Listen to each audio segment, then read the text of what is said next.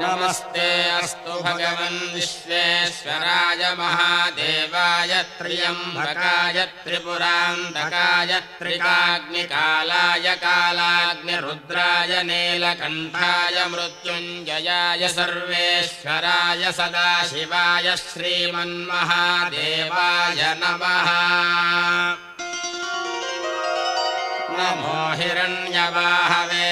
नान्ये दिशाञ्च पतये नमो नमो वृक्षेभ्यो हरिकेशेभ्यः पशूनां पतये नमो नमः स्वस्मिञ्जराय त्रिषीमते पथीनां पतये नमो नमो बभ्रुषाय विव्याधिनेन्नानां पतये नमो नमो हरिकेशायोपवीतिने पुष्टानां पतये नमो नमो भवस्य हेत्यै जगतां पतये नमो नमो रुद्राय ददाविने क्षेत्राणां